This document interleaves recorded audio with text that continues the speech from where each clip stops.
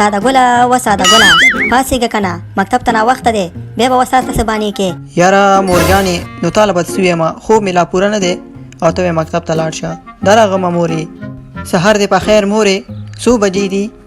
وی ساده ګله زویه ته لا اوس هم د ساعت پوښتنه کې ته ګوره د باندې شین لمر راختلی دی 10 بجې دي مکتب ته تېر شه لاړ شه او دا موبایل دلته کېږده کلک ور پورې نښتی. وی مورې څه وکړمه نو زه موبایل پورې نه یم نښتی موبایل ما پورې نښتی دی چې ما سره نه وي نو بیا ساعت مې نه تېرېږي خو به زه مورې ورغمه دعا کوه. والکه مټوريه تا مکتب ناوخته شوی دی ته به ورته څه بانه کې ما ته خو بانې ډېرې یادې دي قدم را واخله. ساده ګله قدم والا درخلمه چې یو بانه په قرض راکې ما ته خو بانې نه یادي خیر یو بانه خو په قرض راکه. پرېږده مټوريه ما سره خپله یوه بانه ده او هغه روزانه وساس ته وایم او که نه قدم را واخله. السلام علیکم معلم صاحب او سحر دې په خیر قدم را واخله. وعلیکم السلام ساده ګله په خیر هغې په خیر بیا دې څنګه ناوخته کو. معلم صاحب څه درته ووایم بابا مې مړ شوی ولو او خلک دعا ته راغلي وو نو هغې ته ایثار ومه قدم را واخله. و ساده ګله څو ورته قدم در واخلمه ستا خو بابا بل ورځ مړ شوی او که نه دا څنګه چل دی زه به څو قدمه در اخلمه دي ستا بابا مړ کېدو دپاره. معلم صاحب ته به تر هغې پورې قدمونه راخلې چې تر څو پورې زه د دې مکتب نه نه یم خلاص شوی قدم را واخله.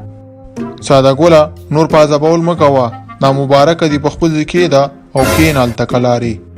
سمه ده معلم صاحب چې څنګه ستا خوښه وي قدم را واخله. ښه ساده ګله زه تا نه یو پوښتنه لرم او هغه دا ده چې اوس زه ویمه چې زه ښایسته یم نو دا کومه زمانه ده؟ معلم صاحب دا تیره زمانه ده قدم را واخله. هغه څنګه ساده ګله؟ معلم صاحب خفه کېږي به نه یو خبره وکړمه ځکه ته بوډا ختم شوی او که نه ستا زمانه مخکینۍ وله ځکه مې ویلې چې تېره زمانه وه قدم را واخله. خلک په تیږو باندې ولي سارنی ده که نه راشمه ما زوی د لیونی دی راشمه ما زوی د لیونی دی. هلکه دا خو ساده ګل د کور دی ته ودرېږه ورشمه کور نه یې مشرانو ته پوښتنه وکړمه دا څومره دي بیا مکتب ته نه راځي خیر خو به وي. السلام علیکم مشره. وعلیکم السلام کشره. مشره دا راته ووایه چې ساده ګل کور کې دی زه ساده ګل معلم یم. لږ صبر وکړه کشره زه پوښتنه کومه کیدای شي کور کې و ساده ګله زویه چېرته ځان پټ که معلم صاحب درپسې بیا راغلی دی دا څو ورځې لکه چې بیا مکتب ته نه یې تللی. بابا جانه باید ته ځان پټ کړي. خو ساده ګله زویه زه ولې ځان پټ کړمه زه خو د هغه شاګرد نه یم ته شاګرد دی.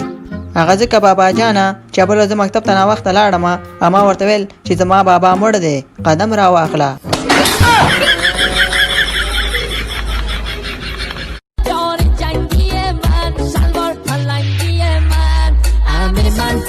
جنگ همه تیر و تفنگه رگبار فشنگه هر خانه سوری کادره مثل